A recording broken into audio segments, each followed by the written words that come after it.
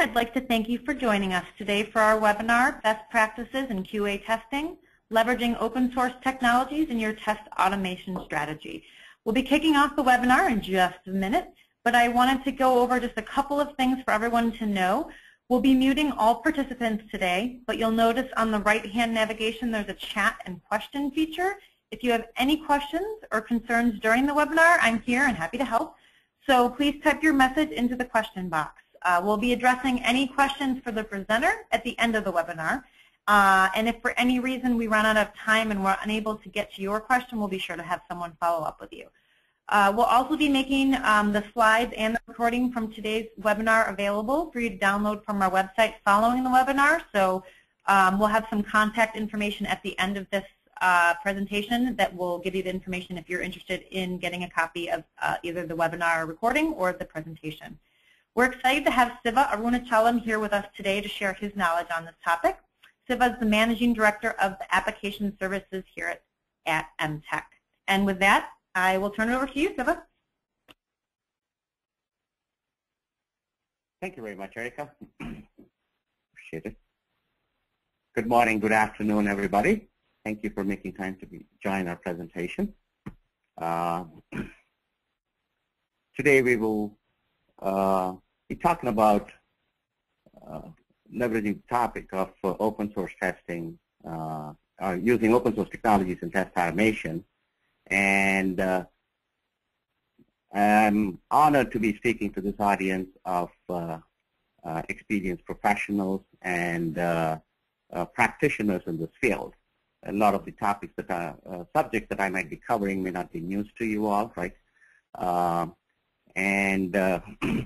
We certainly hope to be able to use this as an experience sharing session from our side. Okay.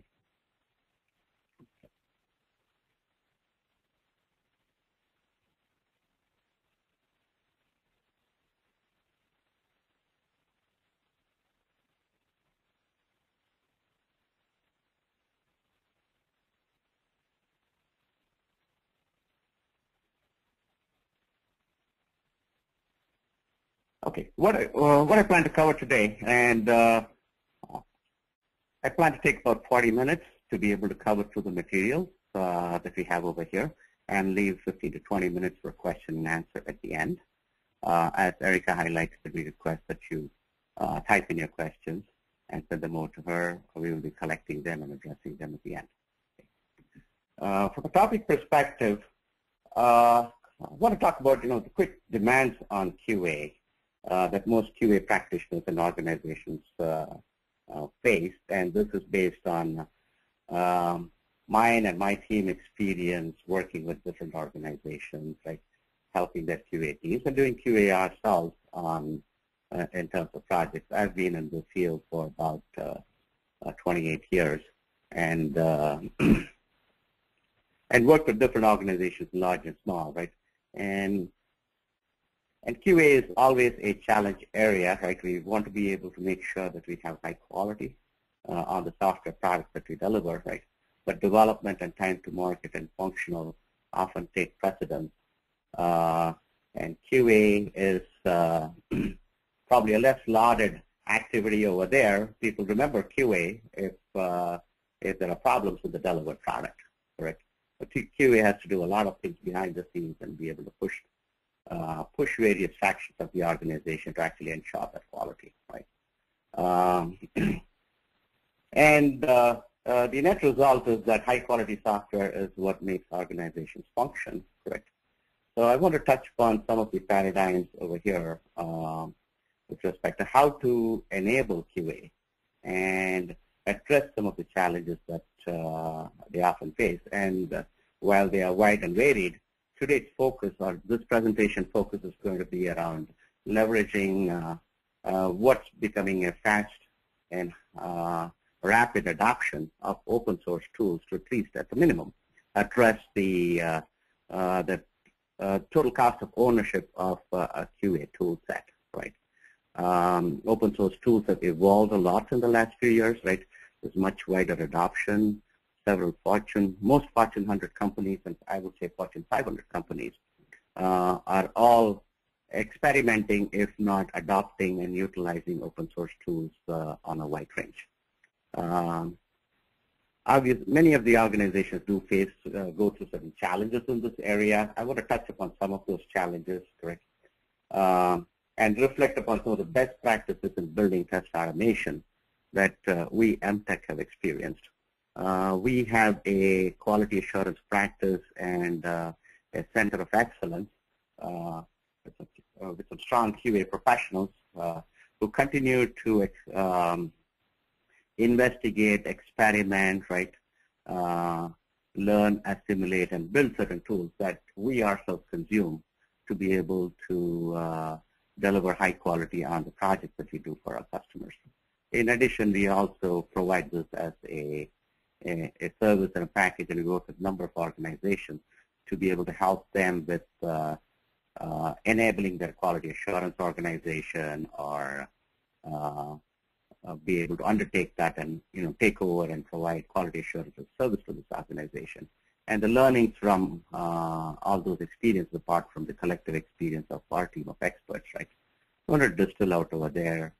My idea is not to drain through several pages of these, but at least pick up some highlight items and talk through them. And one of the key things that we're looking at is, yes, when we understand a lot of the best practices and thoughts that are expressed out over here will not be news to you, most of you. I'm sure most of the practitioners over here say, yes, absolutely, but how to actually realize it, right? And in that context, I want to talk about the way we have looked at things, which is to build a framework, or a framework of tools, pre-built integration, certain best practices and processes and procedures, right, that help our QA teams or our organization to stay anchored on leveraging those best practices and realize them more easily. The framework is, also helps to be able to make it easier for people to be able to stick within the rules that are established, right? And the framework is tailorable. A common experience is that one size doesn't fit all. We have to be nuanced to an organization's existing practices, the culture there. Certain programs might require different treatment, right? And so QA and its implementation has to adapt to the demands of the business at the time, right? And I want to talk to you about how we build those frameworks, right, which are adaptable and can be tailored there, right, and help our teams stay within those rules to actually realize the benefits of test automation. And with that, I want to illustrate what we talked together, what I talked through the rest of the presentation in the form of a demo, right? This is a framework, one of the frameworks that we have built using open source tools, and we utilize actively on several of our application projects across different domains, from custom applications, web applications, right, mobile, and even package applications like Salesforce and other CRM applications. And the idea out over there is to say, putting this framework together, how can you realize some of those best practices and feature sets over there, right? And with that, turn over to Q&A. Quick recap around the challenges and demands, right? Industry surveys, and depending on the way the reports that you read from analysts, right, companies spend anywhere from several $1 billion on quality assurance, right, supposedly in terms of the reports that come, right? And the demand continues to grow as organizations continue to stay competitive, right, try to optimize their business process, and also be able to cater to a broader and increasing range by which consumers interact with the organization, right, especially with the advent of social media, right, online, multi-device, web, mobile applications, right. There's a continuous demand to be able to provide capabilities whereby the organization can interact differently and better, both with its employees as well as customer and its ecosystem base. All of these applications naturally need to be tested, right? And so the demands on QA increase. But when in many organizations, when we talk about the budget, a lot of the concern about the budget is around the development costs, right? And QA continues to oftentimes struggles to be able to, get the amount of budget that you need, right? It's as projects and programs progress, the and dollars become crunched, right? The first thing to get axed or get tightened up oftentimes is QA, right? So that puts a dual-side pressure. One, the demand is increasing, right, on the work to be done, right? The available dollars are less. So QA organizations, along as a larger part of the IT organization, are constantly under pressure to be able to find ways to do a lot more with a lot less. Okay. Quick demands, we have cross-browser compatibility, more different browsers, right? And not just the applications, not just have to work on web, they have to work on mobile web, on different devices, right? And different new open source and other browsers that come. Regulatory compliance continues to increase, requiring demands of evidence that applications have been thoroughly tested, and various vulnerabilities or issues have been addressed, correct? And this level of requirement continues to increase. With the demands to get product out to the market, there's been a lot of development and very good development in terms of rapid application development methodologies and processes, right? Which certainly allow companies to be able to get product out faster, right? Reduce the dissonance between requirements to applications, right? That can happen over time. But on the flip side, right, it is shorter time cycles to be able to do QA. Many QA organizations are under the challenge to be able to adopt, right, from a waterfall process where you had all the development done, right, a product fairly well tested by development in terms of unit testing, and QA could take a stable product, spend an amount of time to put it through the paces, right, and make sure that it works, right. But that's less and less available today in terms of time and schedule, right. So QA has to continuously test, right, and revalidate what development does in these sprint cycles. And added to that complexity is distributed development team. More and more organizations are leveraging broader global distributed teams, right, breaking up projects into smaller chunks, right, with an integration cycle. So you have portions of the product being developed by different teams in different geographies and time zones, right, and all of it coming together in a continuous integration environment, right, which increases the number of things that QA has to look at and verify to make sure that the product is working correctly. And last but not the least, right, just given today's rapid spread, bad news spreads a lot rapid than good news, right? Any problems, we have all seen headline items and probably most recently with our federal government programs, right, in terms of bugs and how quickly, rapidly they can get viral and thereby have a significant PR impact on the company's efforts. Okay.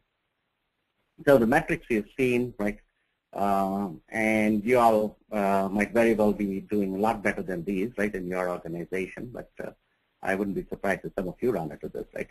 Typical QA effort that you would like to plan in terms of a development project is about 25-35% of the effort. Total effort per project is spent on QA, but rarely does this happen.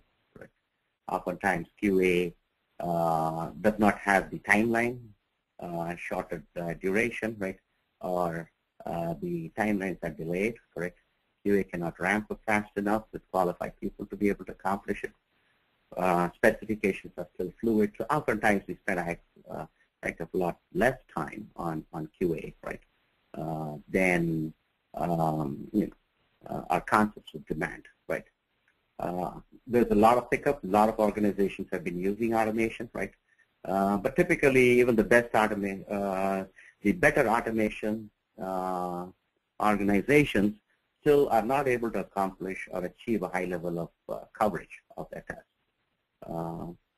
The averages seem to be around 55% of all the scenarios are actually automated, correct? Which still leaves a fair amount of exposure.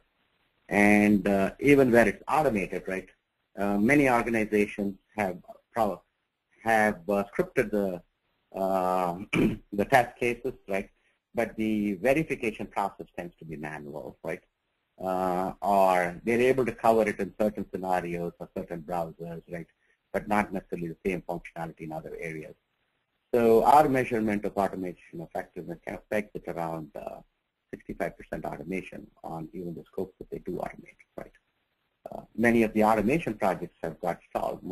Nearly half of them we've seen start with good premise and either get significantly expanded in scope or run into challenges or budget constraints, right?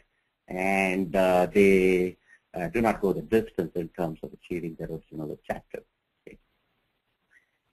Why is this happening, right? Is combination, right? Like we said, the demand on QA is always more with less, right? Budget dollars, development tends to get priority over QA, right? And certainly the demands on QA organization vary, right? So the more successful organizations have that we have seen have a comprehensive strategy to address these challenges, right? But the larger the organization, the problem is with respect to implementation of the strategy on a very large organization-like basis, right? You don't want to be constrained on innovation, right? At the same time, you need to have structure and discipline.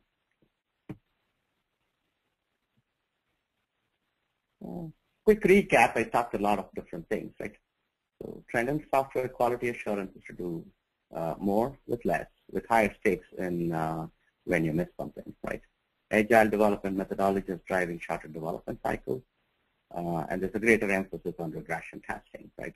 Which still surprisingly in many organizations, you do not have automated regression testing or a full-fledged regression testing plan for the applications, right? And the risk of not doing that becomes even more with rapid application development. Automation testing is a very logical solution to meet the challenge. Almost all of the organizations that we've talked to or surveyed, right, do this to some extent, some to a large extent, correct? But getting there is still runs into challenges with this organization. And a fundamental portion out over there is certainly economics, right? And ability to be able to demonstrate ROI. However, where it's worked very well, right? There is established ROI for automated regression tests. A chart out over here shows, say, in a rapid application development cycle, right? Your ROI, and especially, a multi-sprint project, right, or any project of significance, right? We see that between sprint 8 to sprint 12, right, and this is an example project, right, the benefits of regression tests start kicking in, right? There are also other enablers that can accelerate this ROI, right? But we still see the adoption rate is still low, and it basically came down to at least two major bullets. There are a number of different reasons, but two major bullets kind of hit us, right? One is getting the automation factored in and started, right? There is an initial investment. If it's an enhancement project, you need a test-based suite, right? If it's a brand new application project, like planning for automation, oftentimes the focus is around building the feature sets and automation, right? And regardless, there is a tool investment that's got to be built in, an organization structure that's got to be put in together, right? So factoring that and a lot of planning is required to be able to make this effective, correct? The initial investment oftentimes is a starting block problem, and organizations tend to kick QA automation as a great thing. We certainly want to do this right after this project, right? And it gets pushed down the line. And part of that is reflection on some of their experiments with automation, right? And probably the success ratio in achieving automation. You've not necessarily realized the ROI. Yes, we tried this before, right? Can we do this better? Can we do this different, right? Stall the process, right? But where you're able to get that rolling, right, and have a commitment to that over a longer term period, companies have realized these benefits. But what we see is coming back to the same paradigm is more with less, right? So we've talked to several Fortune 500 companies, right, where they've established a strong discipline, built up a base suite of automation, right? But then now comes the question, say, can we do this better? Can we do this different, right? And the first major focus over there is the amount of license costs that you're spending on the software tools, right? The market-leading tools have continued to make significant investments in building out the tools, more end-to-end integration into development environments, right? A lot more capability and ease of use, right? But that comes at a price. It also tends to constrain the development tools and technologies that you're able to use, right? And when you want to go beyond what that provider supports, right? Companies are hard-pressed to say how many different tool environments do we invest in, right? So consequently, we see more and more companies actively leveraging and utilizing open source tools. But this also comes with a learning curve of the organization. So just stepping back and recapping some of the, I would say, popular concepts with respect to the benefits, pros, and cons of commercial tools, right? Commercial tools have evolved over a long period of time. Companies have spent millions of dollars in being able to build them, and a lot of R&D has gone into them, right? Most evident is certainly perceived ease of use, right? From new people coming on board, right, to be able to pick these up, right? And especially if you are with a non-developer background, the commercial tools offer you an easier learning curve and a learning path to be able to learn, adapt, and become productive, right? They are more fully integrated with respect to from development to test management to project management to test automation to documentation and reporting, right? And they also integrate, and most popular commercial tools also provide open interfaces to other tools that you might have so that you're not restricted to one vendor, right? And you can use best-of-breed tools and coexist across the tool framework. There's a lot of documentation, commercial training available on these tools, right? And there's a larger experienced resource pool to draw upon. The challenges are oftentimes the large part is the cost, right? And delivering ROI, right, requires a long commitment, right? And a commitment to stay on that path, right? And the ROI realization is months and oftentimes years, right, depending on how well you've adopted and being able to internalize the tool set. There's a difficulty to switch because you've invested a lot in the tool framework, in training people, right? And if you identify that that particular tool set has certain limitations on a new thing that you're trying, right? Let's say you're getting into mobile applications or broad applications. The current tool set does not support the testing. You have another investment to do, right? And how about hybrid applications? Many organizations are moving their applications over the cloud, right? But your current automation tool set and your entire QA tool set support testing on cloud, right? If it doesn't, you have another investment, right? And so these costs tend to add up and certainly hurt the QA organization and how effectively it can leverage its existing investments onto new things that are happening with application development, right? And most tools, while they provide good interfaces and they're well built, right, there are limitations and you have to work within the tool environment and the tool framework, right? So uniqueness to be able to adapt and customize are going to be constrained, right? Which brings to the flip side on the open source tool, and especially with a lot of open source related development adoption, right? TCOs obviously significant, right, in terms of a cost differential to make it very attractive, right? It lends itself for adapting to your organization's requirements, and especially with new types of product development companies undertake, right? Tailored testing for those environments, or test-driven development or other methodologies, tool customization is a great way to be able to accomplish those program objectives, right? And open source tools lend themselves to this. And and the community of people that you can talk to and interact and gain input from is much, much larger, right? And open source tools are built with open interfaces, right? So they're built for coexistence. So to be able to put together a solution or a framework with best-of-breed tool sets becomes easier, right? Or is feasible, correct? The challenges out over here are the learning curve, right? With respect to those technologies, more and more open source tools, the interfaces are tended towards developers, right? So adapting them, learning them, and putting them together, right, requires a little different skill set than somebody who's used to using a GUI interface to be able to set up a test, for example, right? Best of breed tools, you can put them together, but you still have to invest in terms of integrating them, right? And depending on the tools that you have, the talent availability kind of varies. So organizations are working through a transition from what we see, right? And many of them are looking at a hybrid strategy to say, some of the things I've trained my folks on, it's a contained audience, right?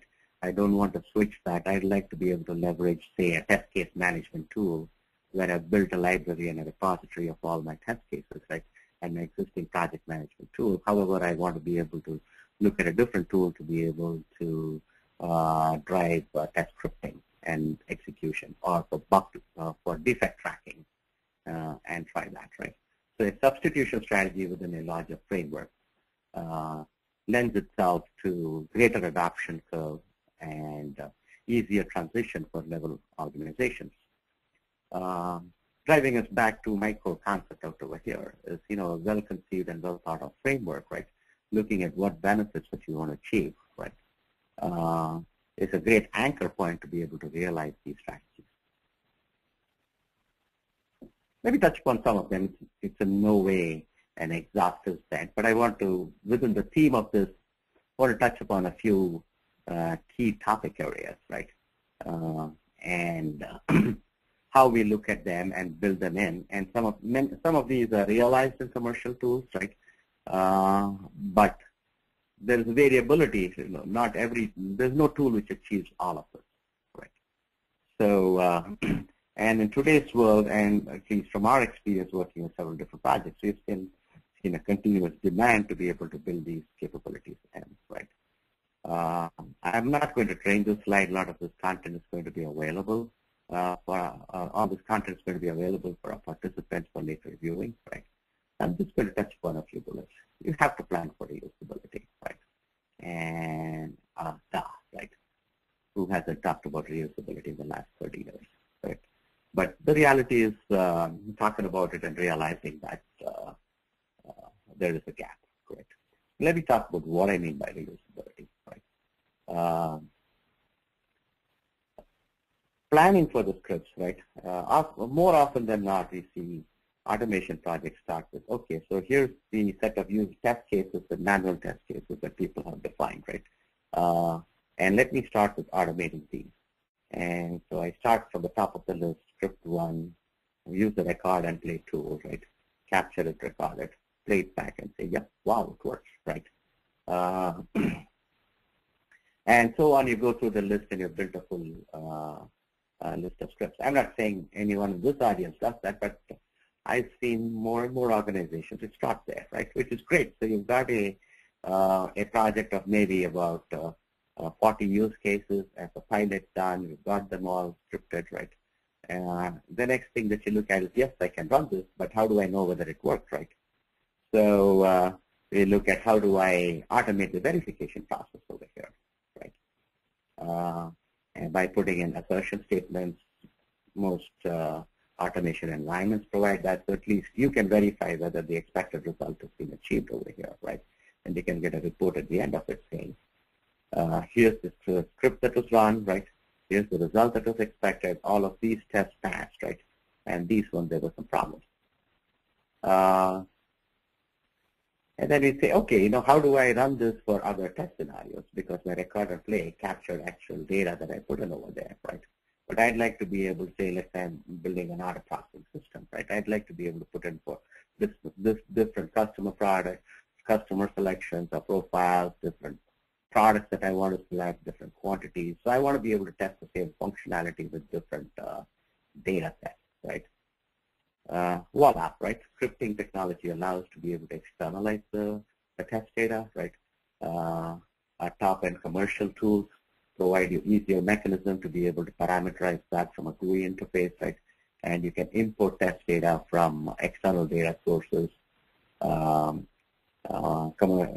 delimited files or Excel spreadsheets or from a database, and be able to run your same set of scenarios, right, with multiple iterations across different data sets, so you can have greater coverage. But what you see, what we continue to realize out over here is that in most of these scenarios, there are common tests or steps that are utilized, right, in different scenarios, right? So planning for them on this top-down, you'll end up scripting and doing the same work on some of those reusable elements again and again, right? And while it's a common concept, it's surprising that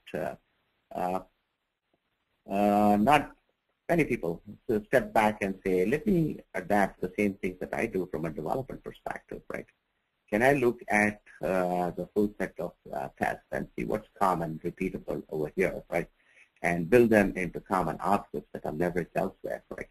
So tomorrow, if we decide to change the way that we do an auto numbering system, right, I don't have to go through and all the scripts and change the way that we are capturing that test logic over there, right? There's a common place that I can do it. So planning for reusability, same concept is probably just iterative, right? Designing for extensibility, again, something that we tend to build. We see that many people focus on building it for a particular environment, right? And then when you come back and say, okay, I've built this for IE browser, right? But I realize that this application is also being used by Chrome on Chrome and Firefox and some other browsers, right? And will my test run? Will my application run? My developers say, yes, we've built that in, right? Am I able to test it, but my test scenario does not work effectively, right? And this is probably a trivial example. So designing for extensibility deals with multi-browser compatibility online as well as mobile device, right? Planning the data-driven for keeping the data from different data sources, right? Planning for the data verification and automated verification. So you have a dynamic data set that you're going to look at, right? And how about going and querying the data to verify that, yes, the updates did happen, right? And dealing with different data sources that you're going to query against, right? Then support for execution against multiple environments, right? We'd like to be able to build this set, and maybe my application needs to go through different stages, right? It needs to go through an integration test environment, a system test environment, and then a model environment before it can make it to an acceptance test, right? We don't want to build this test suites again, but planning for the test suites to be parameterized so that it can be leveraged and rolled out into a different environment. Are concepts that you want to plan and out over here, right? And certainly from a test results comparison, you want to be able to look at trend analysis, right? Certainly plan for unattended execution. And one of the key things is as we run through larger adoption of automation regression tests, right? The number of tests and the execution time frame tends to expand, right? So building for parallel execution can crunch your execution time, and this becomes critically important, especially with rapid application development, continuous integration, daily regression tests, right? The window that you have to be able to run a larger and growing regression suite comes down, and running them in parallel, right, in an unattended operation offers significant benefits. As part of this, one also wants to be able to think through testing non-UI-based applications, especially functions, features that are exposed through web services, right, that can be consumed from other front-end applications, right. A big common concept that's coming is, yep, I've built a pre-built test suite, right, but we come across during the testing stage or a business user discussion or a retrospective on a sprint to say, here are some other scenarios and data scenarios that you want to think about, right? Can I test these, right? So rather going through another development cycle or an automation cycle, right? providing an ability for people, for especially business analysts and business users, to be able to construct new scenarios on the fly, leveraging already pre-built scripts, right, is becoming a more and more important demand within development organizations. And all of these are capabilities that more and more organizations are building into their frameworks, right? And with the concept of being able to have tool flexibility, right? Constructing a framework with the thought in mind that as our leverage evolves, right, we will be able to flip, swap out or swap in tools to be able to support different features, right? Is a key enabler, right, for organizations to increase their adoption, right? And laying out a plan to say these are the things that my test automation program will achieve. This is how I'm going to be able to do that, right? We believe, the key enabler being able to get more test automation projects off the ground, and along with the factor in on leveraging open source tools, which reduces the initial investment, right, but also puts in checkpoints and safeguards over here, whereby we can incrementally realize, demonstrate the benefits of automation, right, thereby build consensus and actually be able to stick to a program. We've seen where we've been able to do that, right. We've been able to leverage the benefits. Okay. With that, let me switch topics to say at least talk about certain popular open source tools, and I've categorized them into key components or aspects or dimensions that you would need in a final environment to be able to manage your tests, right? To record, right, and play, right, to be able to execute those tests, sequence them, support within a continuous integration environment, right, where the builds are tie back the test scripts to core components, be able to automate the trigger of tests to execute when a build is being put together, right, based on what components change and what are impacted components, right. These are all things that are today very feasible with by integration of tools which support these individual concepts. And we have done actually a framework whereby we put together a few of these, right, with some custom developers and some glue code to thread them together so that we can drive this automation. Okay.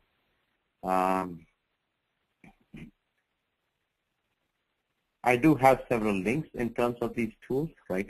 But let me touch upon, rather than drain all the open source tools, I'm sure everybody in this audience has been reading through them, right? Let me touch upon, say, Selenium and Selenium IDE, right? I would say it's probably the leading one in terms of record and play and being able to develop and generate automated scripts, right? And run automation scenarios, right?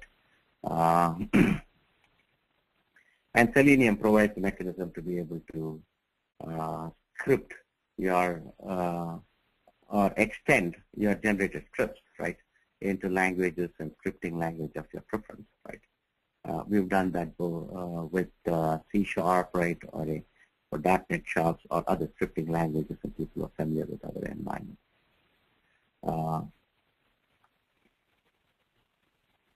I do have a set of links for those who are not familiar, right, whereby we can learn more about these tools, right.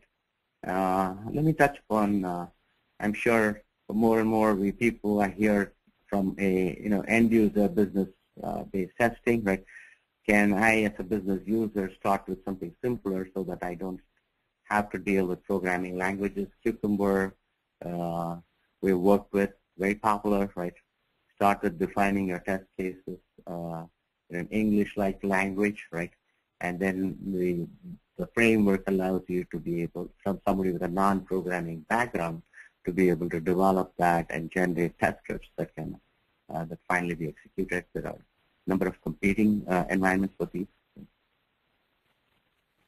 And I want to switch over to spend a few minutes on putting this whole thing together, right. We touched upon several different topics, right. One, we want to be able to look at unattended automated execution, the desirable utopia, right, as a one-click automation, correct. We talked about, a framework which has a plug and play, where you can leverage a best of breed set of tools, right? And as your organization enables and evolves, and based on the evolution of the tools, right, to be able to swap out a tool, right, for a different purpose while leaving your framework largely intact, right? You certainly want to be able to have a framework of data-driven tests, right, with configuration flexibility to be able to point to different environments, deal with headless or other types of browsers, right? And a key enabler is for people who are actually going to develop the scripts, right, from a framework perspective, is to be able to provide them guides, right? And here we transcend between, QA professionals with knowledge of development and with a development background, at the minimum scripting background, to be able to put together these scripts and actually leverage that greater automation potential from that, right, and be able to adapt to their individual environment, right. So growing need for software development kits would make it easier, right, to take a leap from the evolution of the software in the product development world, right, to enable QA automation.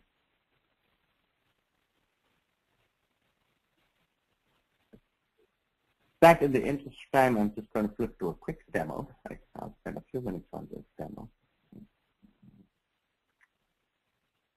and talk about this framework that we have built.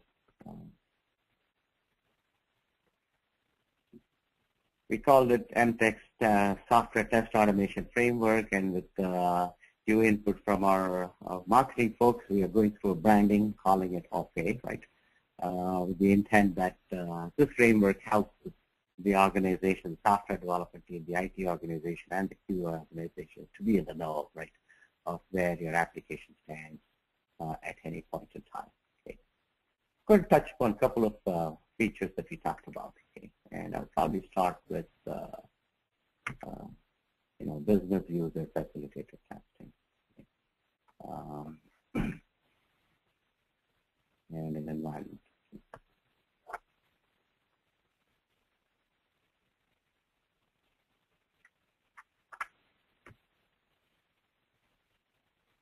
As a software developer, always demos are fun, right? The unexpected, plan for the unexpected.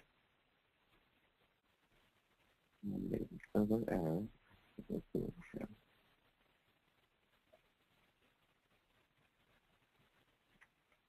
The landing page of a framework.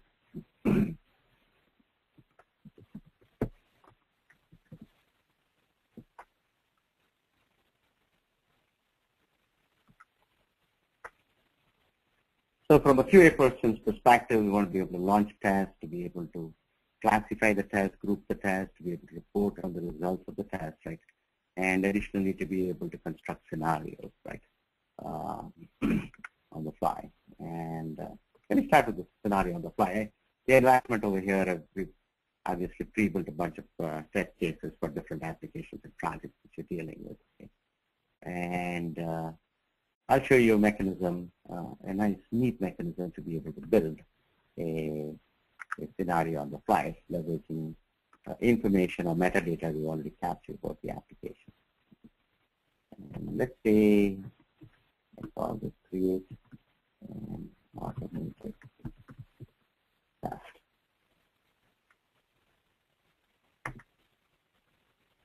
So that would be the scenario. We can say what's the starting point within an application's flow, right? And this is from metadata that's captured. Okay, so the user is already logged in, or do I need to start with a login script, right? In which case, it pulls in a login script that's already available. I'll start at a different place. Let's say, let me start at a point over there. And this is a CRM application with opportunities tied in with the sample application over here, tied in with a project management application at the back. So we're going to create an automated test to be able to create a project, right? User creates object as object, and the object that I want to create is a project, right? And what's the test data that I want to use, right? When I click search, it allows me to put in some data. So very creative is test project number 2, right? And this is the data that that particular object is going to require, right? So in terms of creating a project, the start date and end date, the number of hours, right? What's the budget for this project, right? and an opportunity that might be tied into. Okay. Let me say, okay, so I've created that, and let me preview this, right? And people using business-driven tests or business-enabled tests might recognize the language used out over here, right? With simple English statements is how we describe this particular scenario. This goes into the documentation for the application for the particular scenario, right? And it's also a core framework that can be used to be able to generate tests.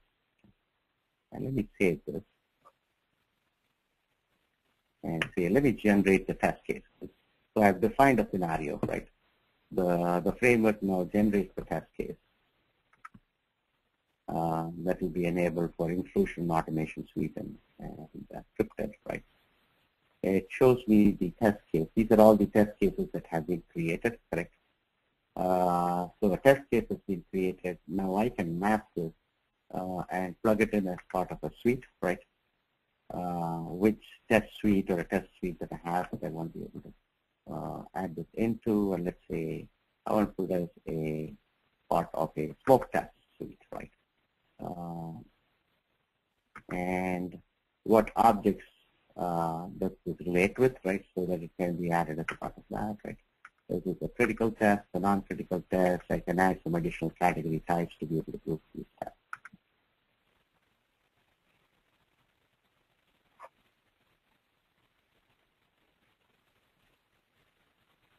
And now I can go to launch test to be able to execute those tests. And part of launch test to say, okay, which environment do I want to be able to run this against? You know, my test environment, the staging environment, or my development environment, right? The browser that I want to utilize to be able to test it. If I had externalized data, I can choose where my external data path is, right? What's the user ID and password that might be used to be able to log into the core application to leverage this. Okay.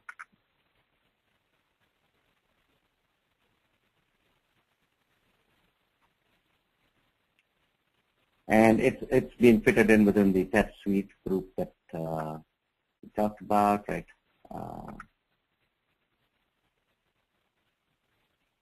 And so within the smoke test suite, you can see that the create automated test has been enabled, right? Now from a limited testing perspective, we want to be able to have the ability to select this and just execute this to see whether it works, right? And once you're satisfied that, you might be able to pull the full test suite and then set it up for automated execution, which would run through a threaded phase.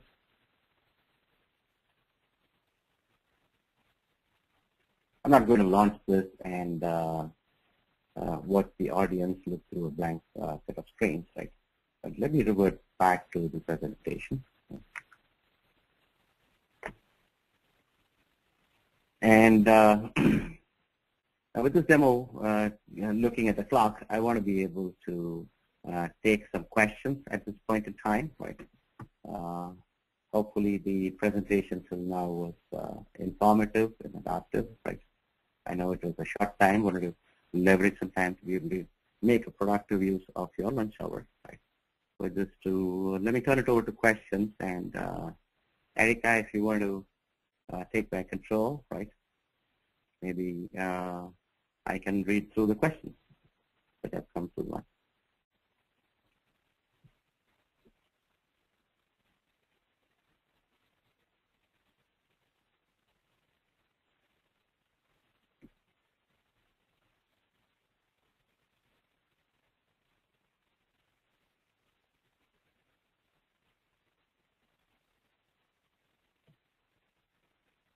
So just a reminder to everyone, if you have any questions from the presentation, there are a few coming through, but just enter them in the chat or question box, and we will get to them. Thank you.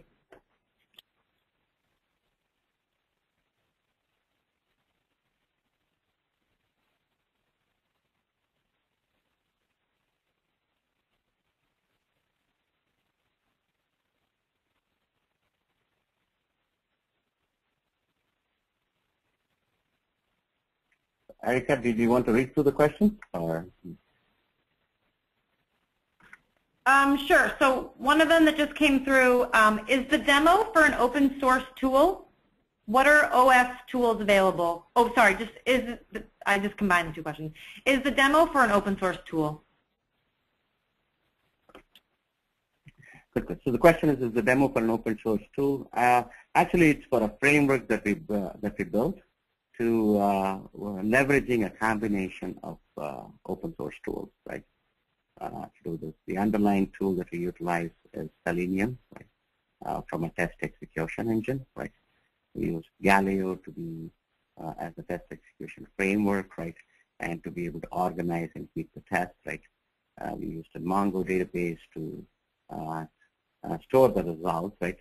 And the test data, and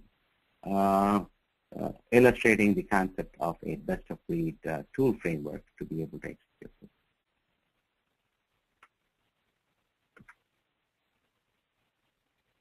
Thanks, Siva. Here's another question that just came through.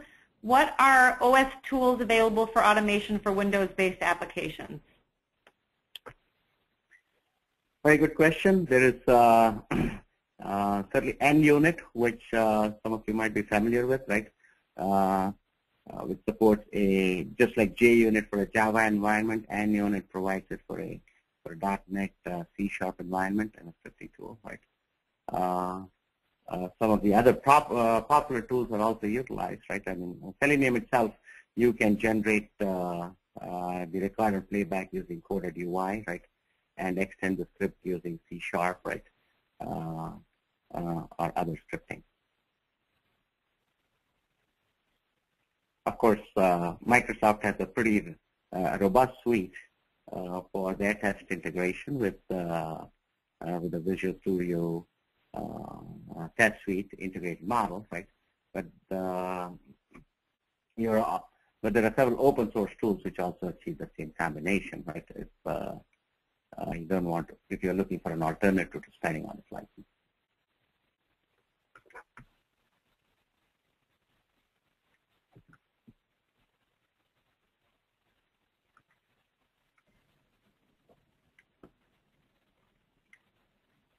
What's the next question? Another question just came through. What is the open source tool for e-business projects?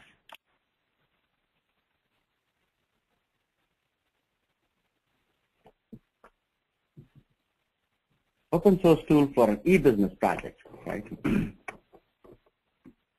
I think I would probably need some clarification around that. It's a broader question, but let me attack it from a couple of ways, right? From e-commerce or other application perspective, right? We want to be able to support from a multi-browser capability perspective, right? Some of the open source tools that you've talked about, they all support that environment. Right? From a mobile application testing perspective, right? There are certainly additional tools, right, to simulate mobile applications and things that can be used. But the tools, the open source tools that we talked about, right, are popular and have been used within an e-commerce environment or other environments. As we come to certain specific ERP or core applications, right, there is additional scripting work. Of course, now more and more of these product vendors are coming out with specialized tools that support their environment, like Oracle has come out with the Oracle testing framework and their kit, right? These are not available in open source yet, right? But several of those capabilities can be relatively quickly assembled, and we have done that, right, using the same scripting framework.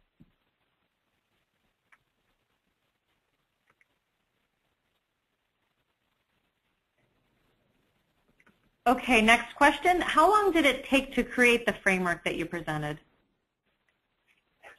That's a very good question, right? So we went through a rapid iterative methodology ourselves, right? As we pulled this together. Of course, the going got better once we reached a particular stage, right?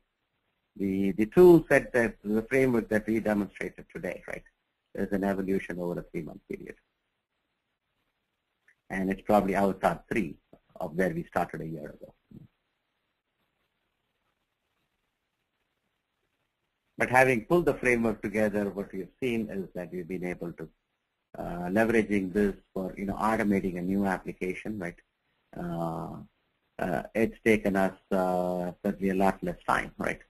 I would say a comparison on an application that we did about a year back, right, to a revamp using a new framework to do an enhancement on it. We saw about 25% savings, right, with the leverage of the framework in terms of effort hours, right? And it certainly cut down our costs to be able to do that.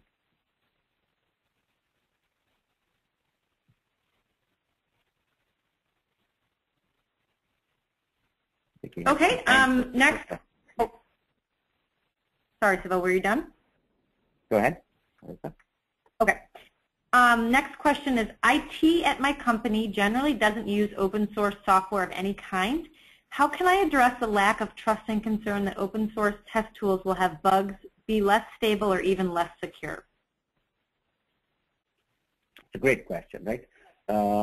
Many organizations we still see have architecture limitations, right, or standards with a strong skepticism on using open source tools, right? Reflection is that there are still widespread concerns with respect to stability and security. Well, there's probably more perception than reality. A lot of robustness has come in, correct? But for an organization, I would position it slightly different, right? So leveraging open source technology to actually run your application, to build your application, right, is one thing, right? But to be able to test your application, right, maybe there's an alternative, right? If IT says you cannot deploy a test and any open source tool on our infrastructure, right? Today there are opportunities to be able to say you can build and deploy the open source tool framework, right, on a cloud environment, right? And then be able to test your application from there. And that might be a via media, right? The tool stack that we've talked about, and there are pretty cost-effective cloud environments available where you can deploy this suite, right? Either, and we can certainly help you with additional options out over there. We did this with, say, go to an Azure environment, right?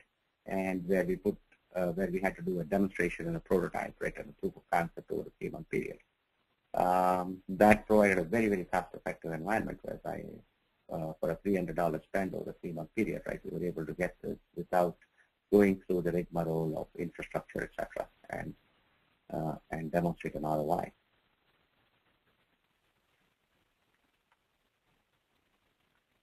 Sorry, Erica, next question.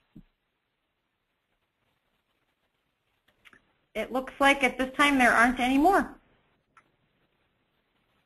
Okay.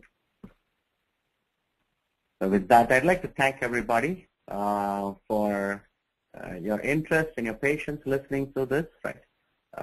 If there are further questions or additional information that you'd like to hear from us, or we certainly be happy to do that. Let me turn it over to Erica to outline how this can be accomplished. Over to you, Erica. Okay, well, thanks again, everyone, for joining us today. We really appreciate you taking the time. If you are interested in the recording of the webinar today or the PowerPoint presentation, please just email me. I'll put that slide back up. It's erica.archer@emtecinc.com. You can also give me a call at the number below as well, and we'll be happy to get those over to you. Thanks again.